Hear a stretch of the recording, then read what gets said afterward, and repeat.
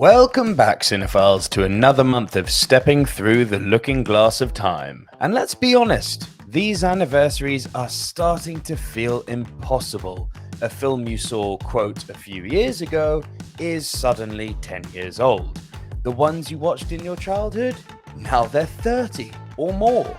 And the films that defined your parents' generation, now minimum half a century behind us. It's a reminder that cinema isn't just entertainment, it's a record of our ambition, our culture, our artistry.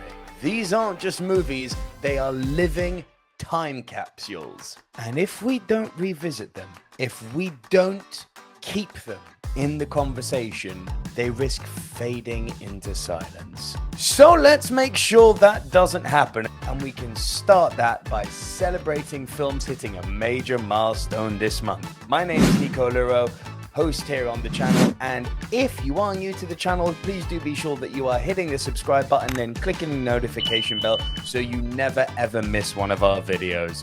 With all that said, let's get into it. Fantastic Four. Not the charming 2005 Camp Fest, but the infamous reboot. Ambitious in its early promise, a grounded, almost Cronenberg-inspired take, yet undone by studio meddling and tonal chaos.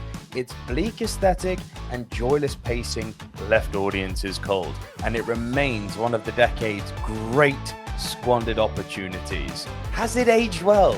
No. Really not, especially in light of the brand new Fantastic Four movie that's in cinemas now, which is great. If anything, this is a cautionary tale in superhero cinema history of what not to do, which is a shame because it had some good ideas. The Man from U.N.C.L.E., Guy Ritchie's slick, swinging 60s spy caper that deserved far more love than it got. Cavill and Hammer are impossibly stylish. Alicia Vikander is magnetic, and Ritchie's visual wit is in full flourish. 10 years on, it feels even more like an underappreciated gem. Has it aged well? Absolutely, like a perfectly fitted suit, and I would actually argue that it's starting to gain cult status now that people are hearing about it and going back and rewatching it, having missed it when it was maybe originally at the cinema. I think this movie's gonna age well with audiences. Straight Outta Compton. Raw, urgent, and unapologetically alive. F. Gary Gray's biopic doesn't just chart NWA's rise, it captures the cultural climate that forged them. The performances are electric. The soundtrack is immortal. Has it aged well? Without question. It remains vital, powerful, resonant, and deeply entertaining. So much so that I might even consider putting it in my top 10 movies of the last decade. I love this film. Everest, a harrowing, true story survival drama brought to icy life with jaw-dropping visuals. The tension is relentless, and the ensemble cast grounds the spectacle in human cost. Has it aged well? Yes. It's a stark reminder of nature's brutality and equally its indifference, which adds to the haunting nature of the movie. Moving into 20-year-old territory with The 40-Year-Old Virgin, the comedy that launched 1,000 awkward improv riffs. Judd Apatow's debut balances raunch and sincerity with surprising grace, and Steve Carell's earnestness anchors it beautifully. Some jokes haven't aged well as society has evolved, but the heart remains intact. Has it aged well? For many, I believe the answer would be mostly yes. For me, it's aged like a fine wine, though it's crazy to think it's now just as much of a nostalgia trip as it is a comedic laugh. I rate The 40-Year-Old Virgin very highly. It's one of my favorite comedies of all time. Red Eye. Wes Craven proving he could do taut, tight, high-concept thrillers outside the horror genre.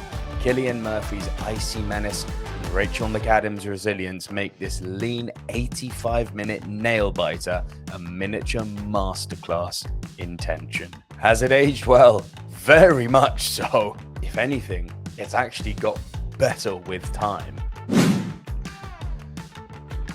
Moving into 30 years, Babe, in some places known as the sheep pig, the little pig who could.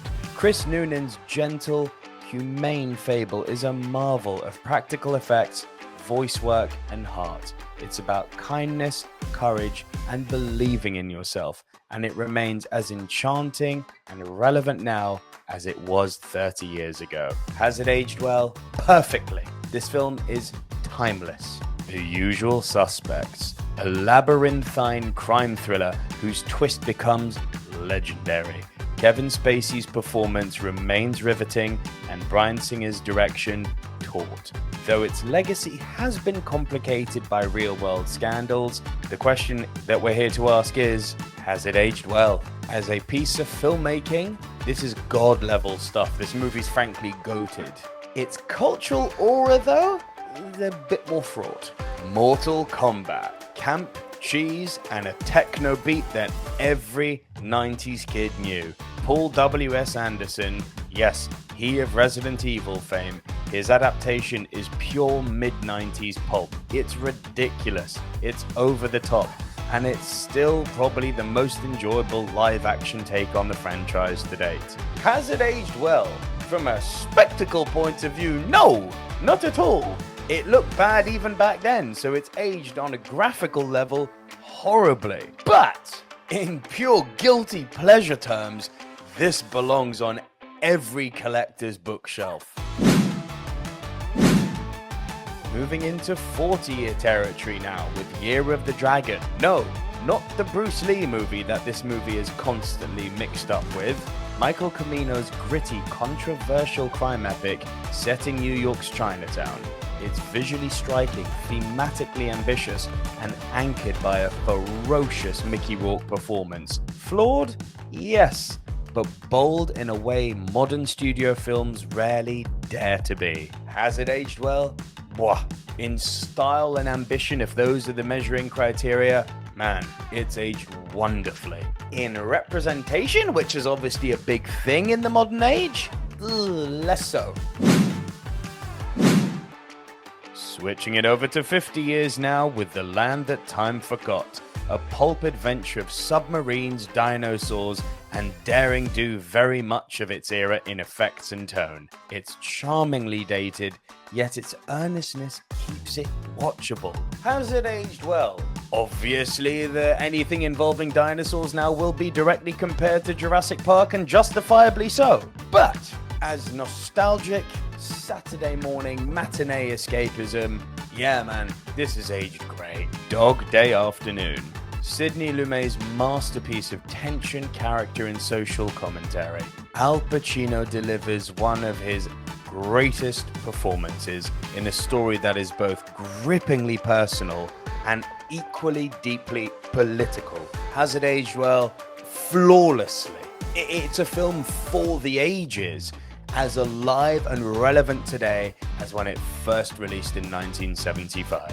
When you stop to think about it, these anniversaries aren't just markers of time. They're markers of our own lives, where we were when we first saw them, who we were with, the world as it was.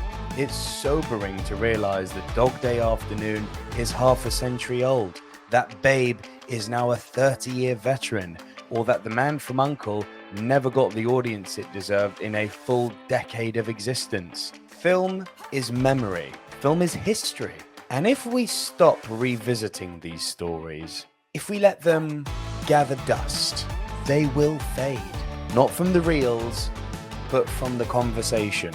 So watch them, talk about them, because cinema only truly dies when we stop caring. Until next month, long love cinema and keep the past alive.